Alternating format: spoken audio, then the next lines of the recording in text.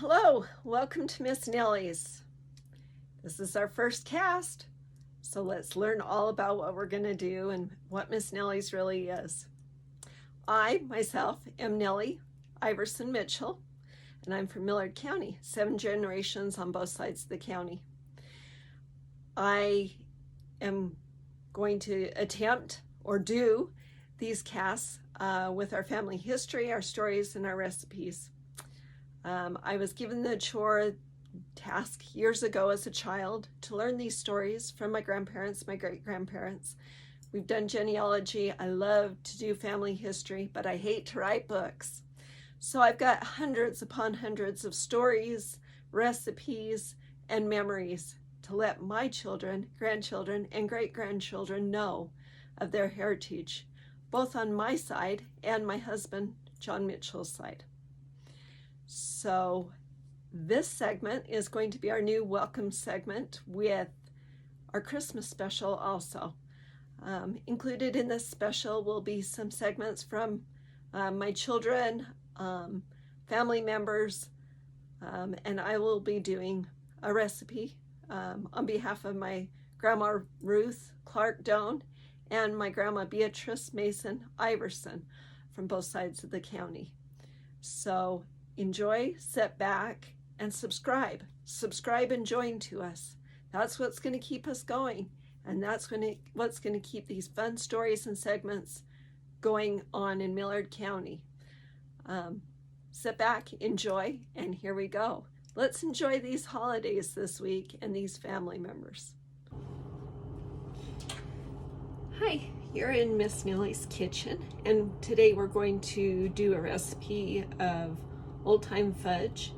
I was really looking for something to do for John's Mama's segment for the Christmas special, and my grandmas, both of them, Grandma Ruth and Grandma B. And it turns out that this recipe is so similar, it must be a old-time Millard County recipe. So on behalf of them, we are going to share this old-time fudge recipe, and we will start now. Years ago, there used to be fluff instead of jet puff, and I'm able to find fluff marshmallow lately. I don't know if it's a new thing or if it's just now it's available to us through the United Kingdom. So I was able to get some fluff to do our old-time fudge. We also will need some chocolate chip morsels, some walnuts, evaporated milk, butter, vanilla, salt, and of course, sugar. So, in our pan, I have the sugar, the butter, and the evaporated milk together, and we will boil that together down to when it starts to boil on medium heat. After that, then you add the fluff in. Make sure you continue to stir so it doesn't burn on the bottom. Also, you'll want to grease a pan 8 by 12 or 14. My old pan is a 12. The new cake pans are 14 inches, so it depends on how thick you want the fudge. And while we're waiting for this to boil down and add the fluff, we're going to pause and take a station break with some of our great sponsors, and here they are.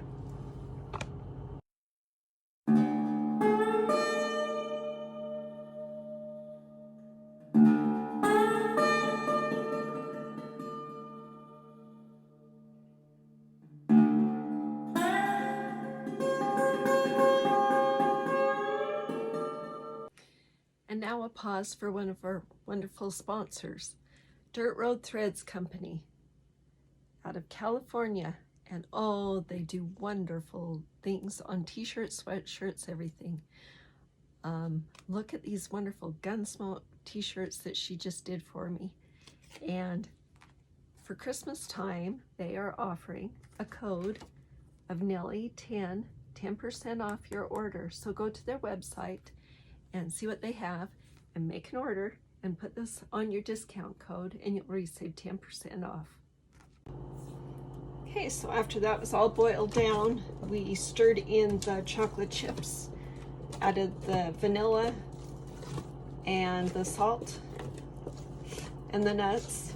I'm just making sure everything's mixed together. Make sure you take it off the heat or the chocolate chips will make it go grainy and hard, and you don't want grainy fudge.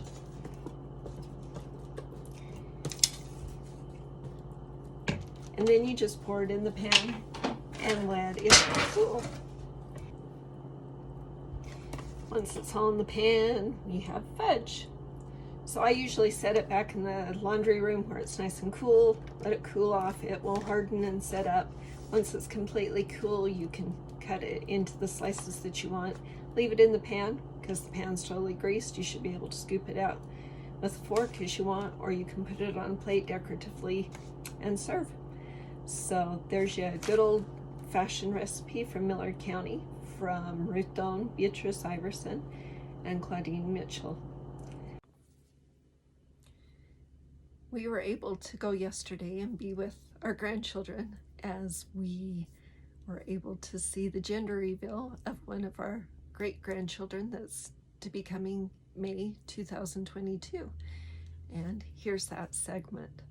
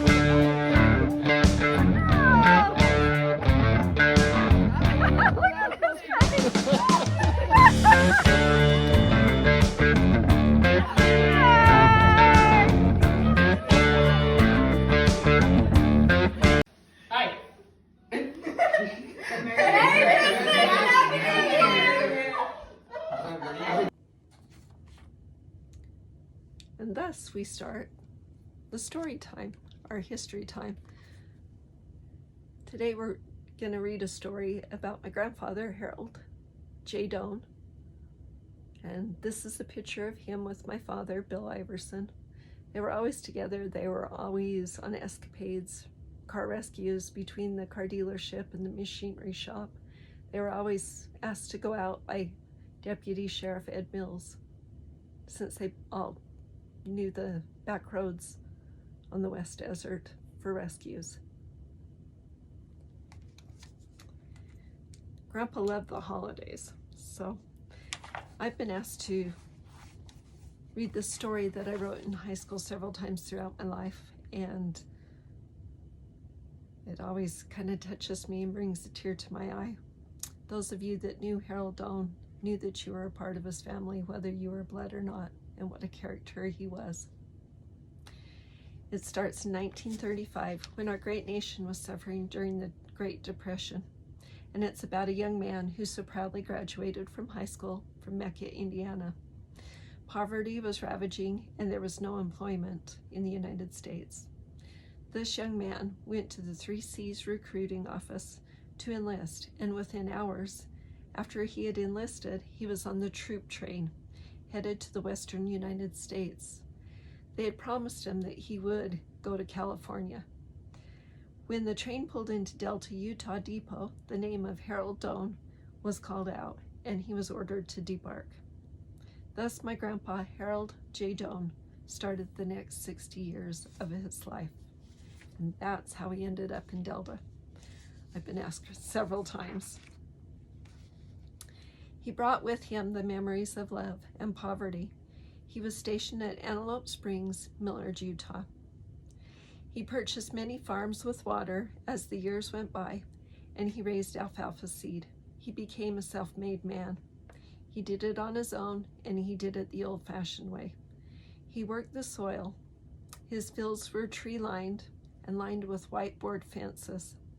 There were no weeds, as he hired the neighbor boys to keep the fields clean and beautiful. He never forgot being poor or being snubbed or being treated like crap. Grandpa didn't know much about the insides of a church house or the Bible, but he knew all the people in them, and he took those folks in his farming community and made them his in Sugarville, Utah. How easy it was for him to believe not in gossip or nasty words. He would not tolerate that. And he taught his daughters and his grandchildren to stand tall, and they would see a little farther. He was an example of taking every day for all that it was in it and living it to the fullest and for all the joy it could bring. And those of you that knew Grandpa Bootstone knew every day was an adventure with him. And Christmas time was no exception. Here are a couple Christmas stories just for you. One year, Grandpa called up on the old party line telephone a neighbor and talked him into giving the neighbors new cowboy boots to a down-and-out old gentleman who enjoyed his spirits. There was a shanty of a home and many children, so Grandpa took a $100 check, and the neighbor, with his new boots, which his wife had just given him for Christmas, and they traveled many miles out west to the gentleman's home. Upon their return, they heard a strong motor sound and looked out the window to see the old gentleman on an ancient tractor with his new boots on and undoubtedly a $100 check in his flapping tailcoat, headed to town for more spirits in the cold and the frost. Grandpa had to regroup, and the little ones did have Christmas by morning. Christmas was a big time with Grandpa. It was a big time around the dealership with Grandpa and Dad, and around the machinery shop also, with big orders of fruitcakes being shipped everywhere throughout Utah and Nevada and the United States to all of his clients and customers. Checks were many to the less fortunate and needy. The days before Christmas Eve were a time for visiting and looking over people's circumstances. And oh, how he loved to taxi his own airplane down Main Street of Delta, Utah to get Santa Claus to town. Grandpa used to say he knew what it was like to be from the other side of the tracks, to be poor, to be cold, and to be hungry, and to be treated like crap. Many, many years, my dad, Bill Iverson, and Grandpa were on Christmas Eve call for the Millard County Sheriff. The deputy sheriff, Edgar D. Mills of Delta, also a 3C boy from Mississippi. Grandpa knew Highway 6 and every road west of Delta on a 100-mile stretch of wilderness. Not always an oiled highway, but he knew every one of them from his 3C's days. Sheriff Mills would give him a call and tell them of the location and the circumstances, and they were off to help humanity on a cold winter's night. It seemed every year there was a Christmas rescue. There were little cold children, and some that needed clothing and food, and some had no teeth to chew with, and other health conditions. But the one thing that they did have in common was a vehicle that would not make it the 100-mile trip across the Utah desert. Grandpa never put them in the sheriff's custody or care, but he always took them home to Grandma, where she prepared food and a warm bed. And on Christmas morning, the vehicles would be repaired by our mechanics that we had living with us. And they would be on their way with gas and money. Many times, my growing up years,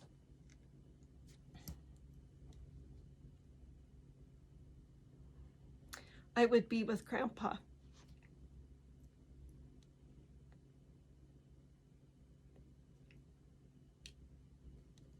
In cafes, and he would always check the circumstances for people and who needed a meal. He taught me that we must always feed the hungry and clothe the naked. for he knew very well what hunger was. He was kind, he was quiet, and he was always there when death or misfortune struck. He could walk and talk with the misfortunate, and he could walk and talk with those in high places. It mattered not for him, for they were mankind, and he had known many, and he loved them all. To know Harold Doan was to know my grandpa.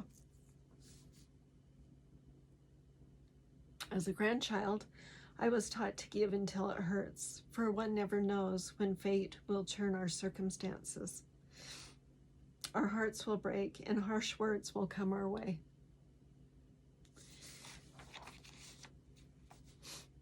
May I always walk with all mankind as my grandpa's wisdom has taught me, and may I teach my children and my grandchildren and my great-grandchildren likewise. Merry Christmas to each and every one of you, and may your heart turn those that you have shunned or trespassed in any manner. May you find peace in your soul and contentment in your hearts by making a wrong a right on this special Christmas night, as Harold Doan would.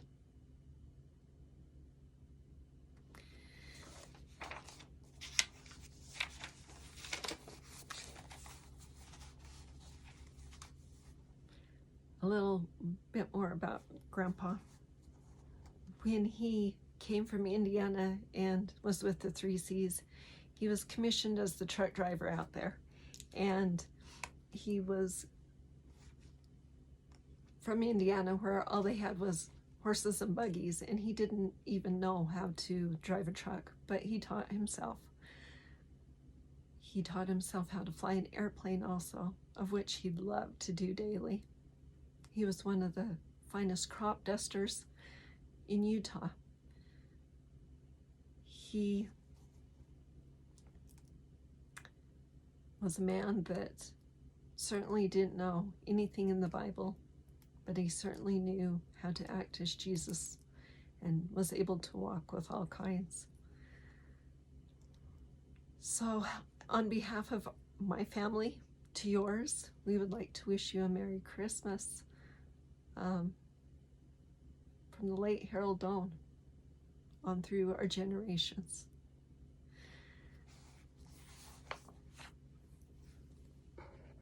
Happy holidays! Happy holidays! Merry Christmas!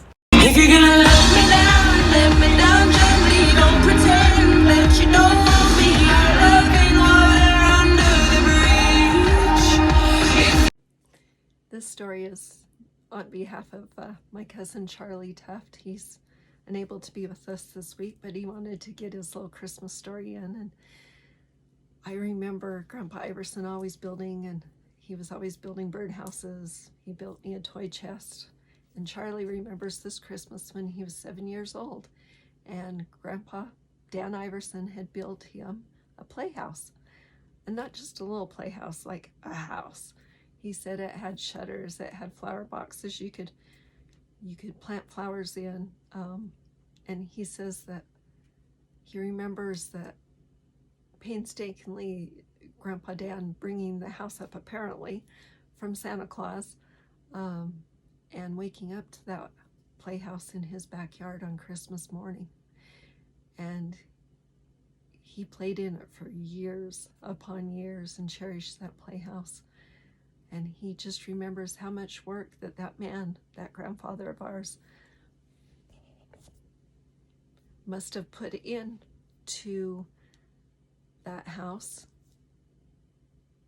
to build it and to have it perfect, just like a little cottage. But that was one of his favorite Christmas memories. I have a surprise for him though.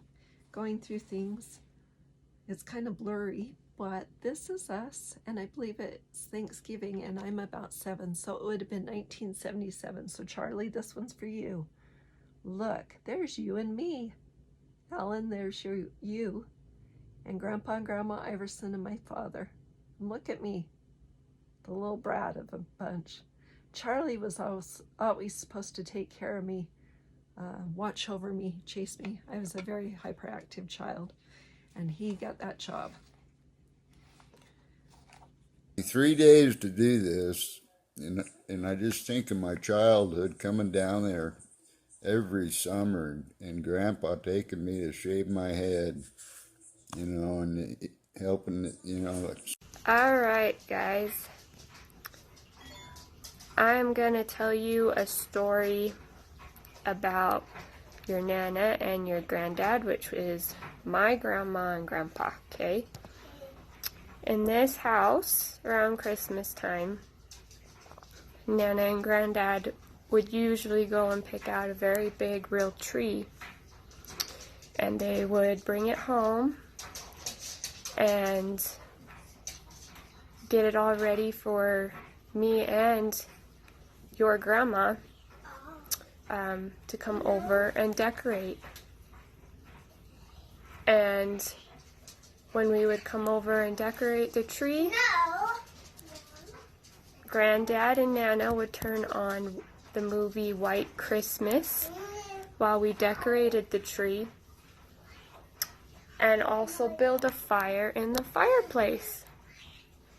So we would do that, and we would watch the movie together as a family. And we did that pretty much up until Granddad passed away. One of Nana's favorite things to do at Christmas time was decorate the tree. And those red birds on our tree right now actually came from Nana. She liked to add little doodads and stuff. So that's our story for today. Can you guys tell everybody Merry Christmas? Guys, can you tell everybody Chevy, Leland, can you tell everybody Merry Christmas? Say Merry Christmas, Chevy. Oh, wait. Good job. Okay. And here's a pause for the cause for Curly's Lounge. Stop in on New Year's Eve and have a drink with Amanda and Chris and enjoy the evening. They'll have several activities going on, great music, and stop and see the gang and just hang out and have a wonderful New Year's Eve and be safe. And just know that they love you at Curly's.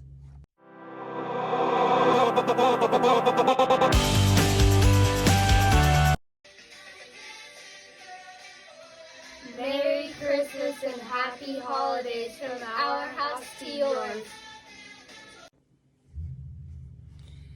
I have a memory to share on behalf of my daughter-in-law, Daryl Humphreys, and my grandchildren, Riker and Shiley. She remembers making bonbons and cookies for several weeks in advance of Christmas growing up with her Nana, and how she had learned how to make these special bonbons and these cookies and get them all ready so that she was able to help her Nana and hand them out during Christmas throughout her childhood. And she's very thankful that she learned that art and is able to share it with her children and carry it on through her generations and remember those memories with her sweet Nana. And on behalf of Daryl and her children, Shiley and Riker, they would like to wish you a very Merry Christmas also. Okay, one of my favorite memories at Christmas time is reading stories to my kids at Christmas Eve. So here's the night before Christmas. All through the house, not a creature was stirring, not even a mouse. The stockings were hung by the chimney with care, in hopes that St. Nicholas would soon be there. The children all nestled snug in their beds, while the visions of sugar plums danced in their heads. And Mama and her kerchief, and I in my cap, had just settled down for a long winter's nap. When out on the lawn there came such a rouse of clatter, I sprang. Me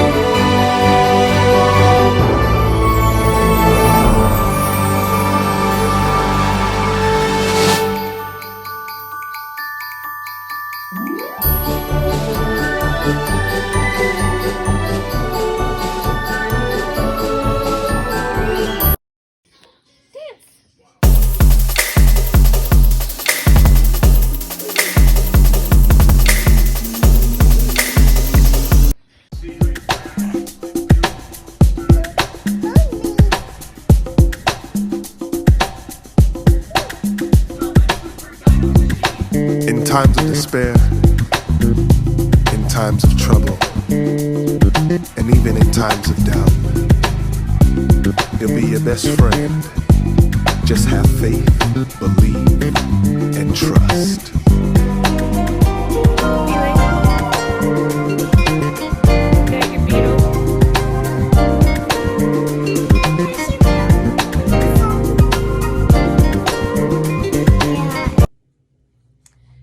During this holiday time, we would like to take a moment and kind of pause a little bit here for the ones that we've lost, especially recently. We've lost several great family members that was the heart and soul of our family. And I know I've never quite gotten over my father's death, and that was clear back in 2001, Bill Iverson. And since then, John's lost his mama and daddy, and this year we lost my mother, whom we were not able to be with due to family circumstances for several years, and we were not able to be with her also in death. But it really still hurts, and we would just like to remember our loved ones that we have lost, and during our holiday season, we will set an empty spot at our table for our loved ones to remember them. And we just wanted to add this into our segment and let you know up in heaven that we are thinking of you, and we hope that you are able to share with our family members that we all have lost together, your family unit up in heaven. And we love you and we miss you.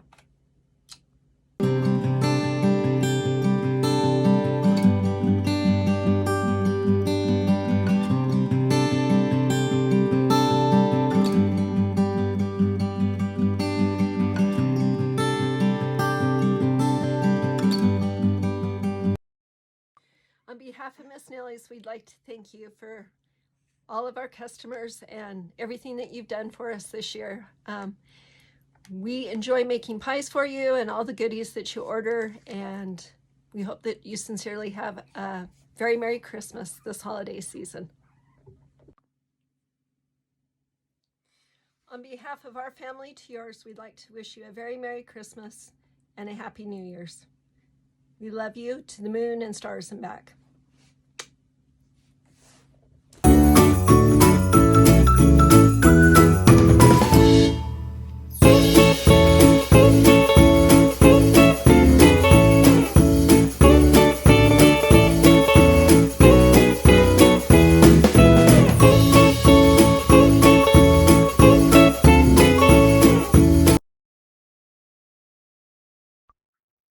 Wow, was that enough for you? That was enough for me for my first cast.